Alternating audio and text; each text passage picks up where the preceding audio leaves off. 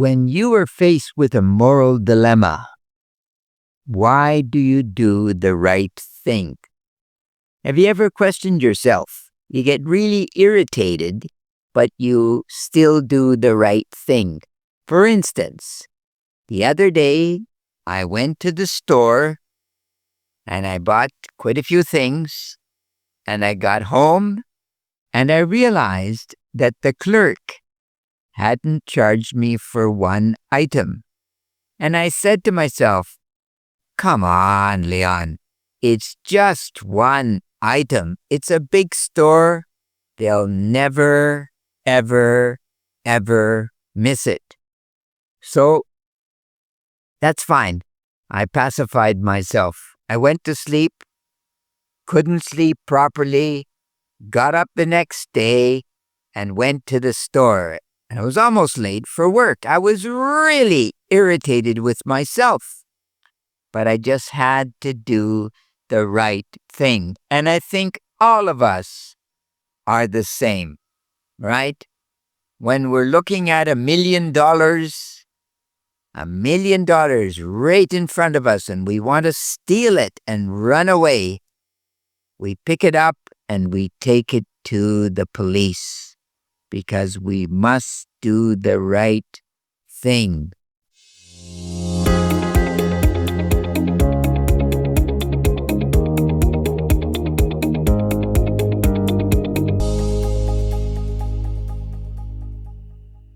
And this is the same thing with human interactions, isn't it? Sometimes you just don't want to help people. You really don't. You're tired, you're grouchy, but they ask for your help. Gosh. And so you get up and you go and help them. You do the right thing. And I think this is a natural trait in human beings, isn't it? Because all of us are aspiring for excellence in life, or at least we should be. And excellence requires that we do the right thing morally, philosophically, spiritually, even physically. We want to do the right thing. And this has a very, very long pedigree. And if you go back to someone like Socrates, for instance, he believed that we couldn't do a wrong thing. Say what? Yes, that's true. He actually believed that when I did an action, it was actually, in my mind, it was a good action. And of course, later I would realize, I suppose, like if I'm stealing something, stealing money or whatever it is, it was a bad action. But at the time, I believed it was a good action. And you think to yourself, actually, all the people that steal, and I've been stolen from in Europe before and other places, I always think to myself, when the person is obviously stealing my books or my wallet or my bag, my money, at the time they probably are thinking, I'm going to do some good with this. There's just not the impulse of evil, is there? Not really. And it goes on. Plato, of course, Socrates' student, he believed that it was actually going to disrupt harmony. The world as he saw it was in a harmonious state. And it really runs on. I guess I could even mention that Aristotle, of course, also, the three of them, so you have Socrates, Plato, and Aristotle.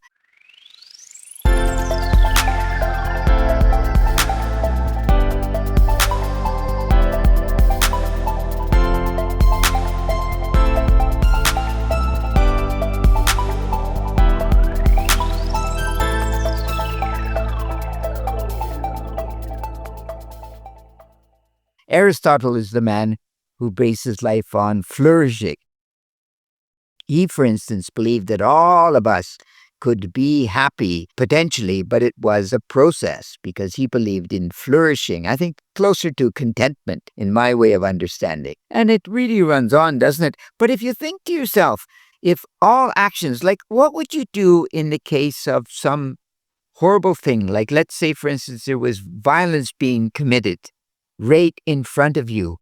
Your natural tendency, of course, is to run away, but you know that you have to stand there and be a little bit brave because you have to do the right thing. Now, if you actually take it even further and you extend it to your life, when you reach consciousness at 20 years of age or so, you realize that with your piece of life, you have to do the right thing.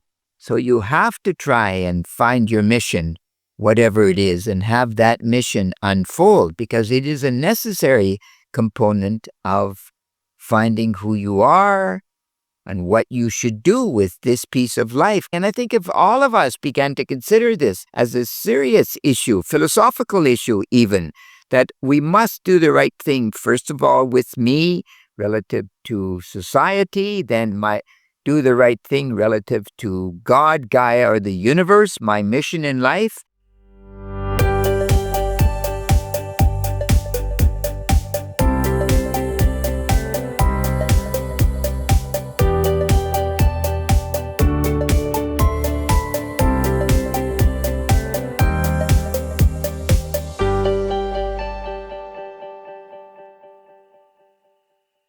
And then do the right thing with our social interaction as much as possible on a daily basis. And in this way, ultimately, we will make the world a better place.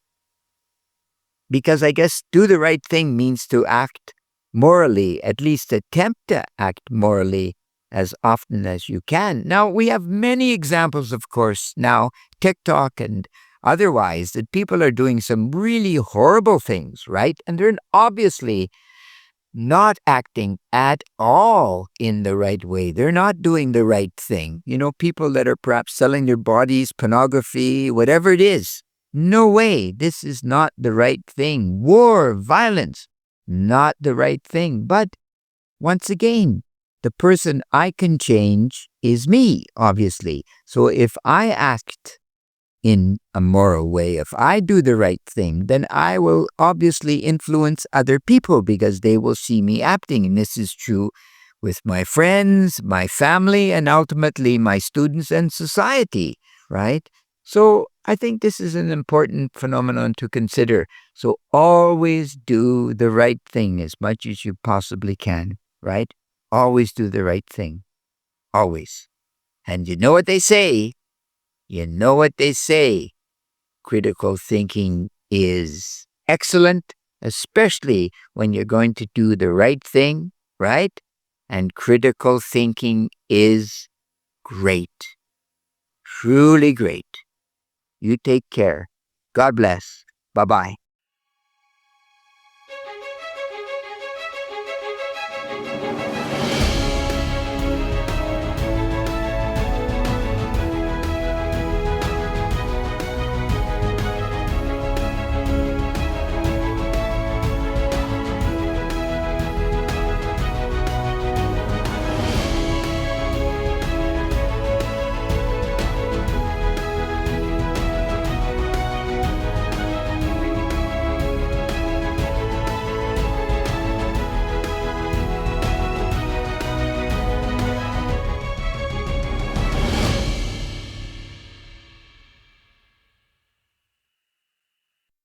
Hello, everyone. This is Dave, and we are here in San Juan de Ortega.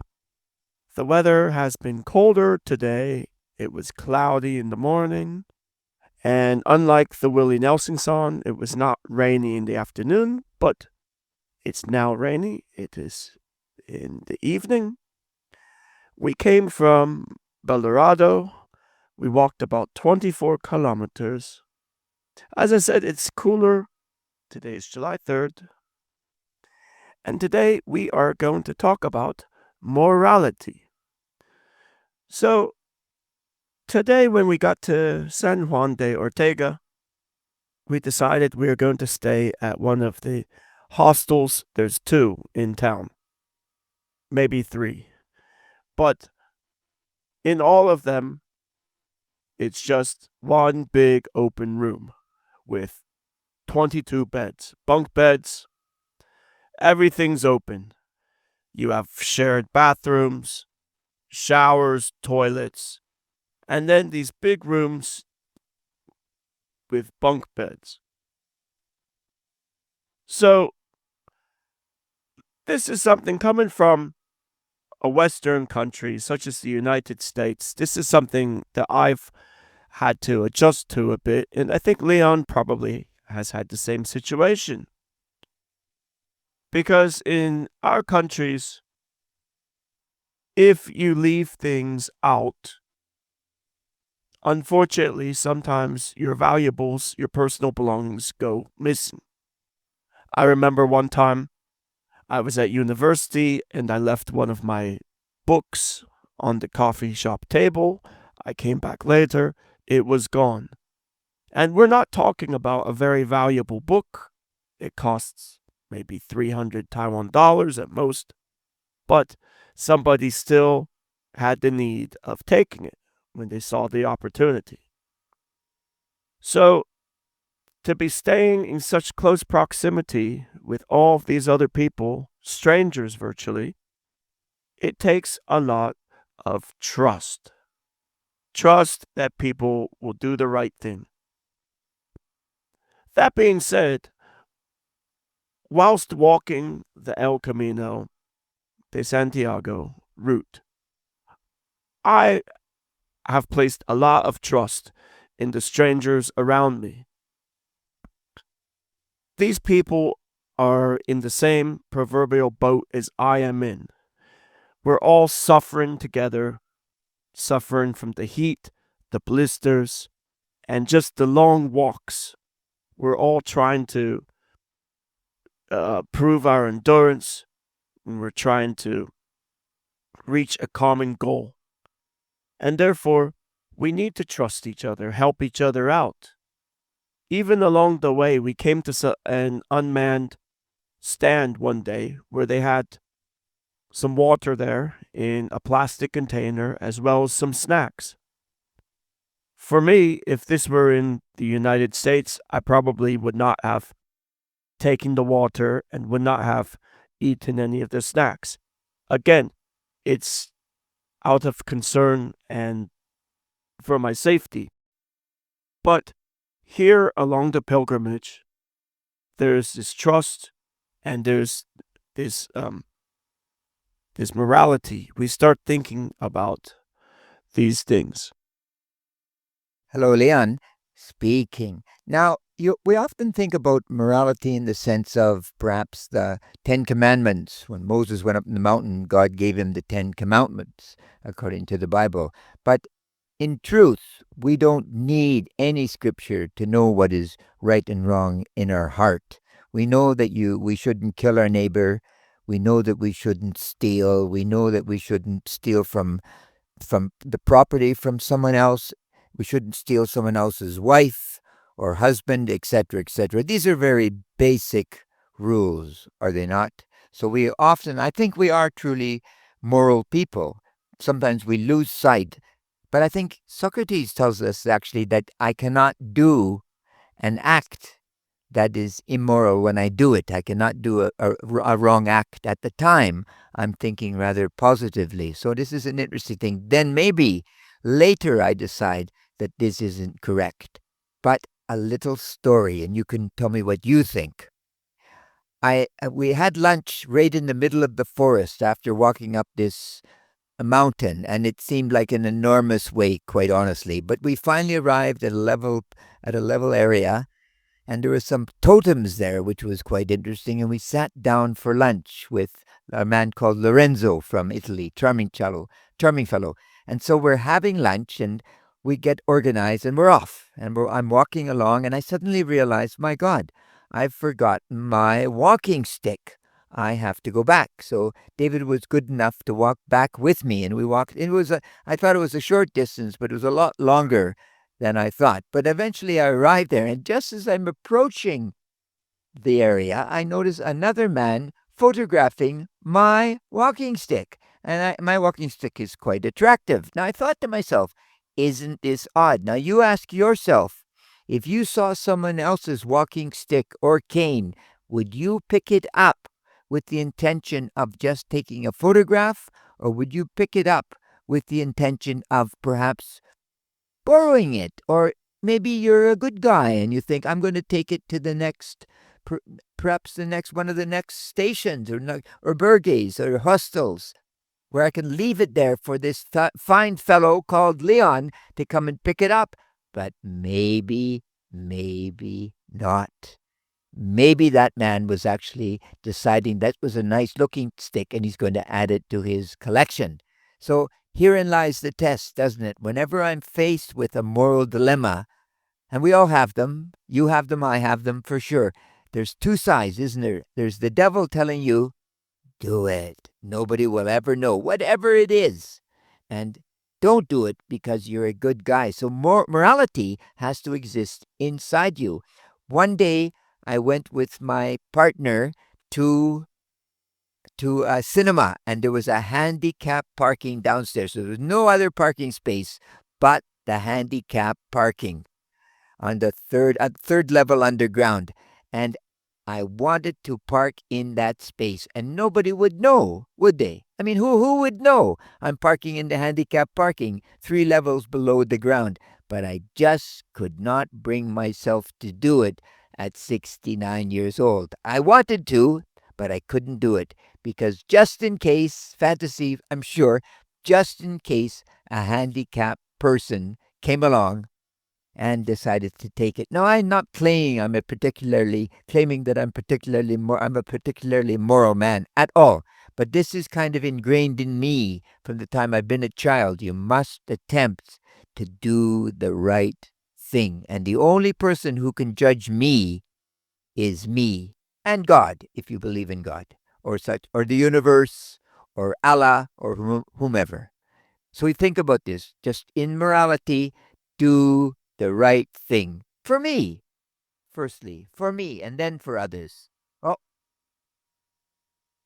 So, just as a little fun fact here, as we traveled today from Colorado to San Juan de Ortega, we walked into a forest. And the forest, we had to ascend into the hills, and it kind of leveled out on the top. Now, this forest was known back in the ancient times to be a hideout for bandits. So imagine this. You're a pilgrim, you're walking along perhaps with your mule, and somebody just jumps out at you with a knife, and they're ready to rob you. And of course, you're pulling this mule along, and you have your pack, and you're not ready to defend yourself. What happens? Anyways, I'll leave you with that thought. so do the right thing. Do the right thing. And I'll leave you with a thought as well. Before we came to Spain, we were extremely afraid of the heat. And 2 days ago, it was 39. But today, it's cold and it's wet and it's windy. So there was a lot of change. So perhaps there is global warming. Global warming is real. So you take care. God bless. Thank you. Bye-bye. Bye bye.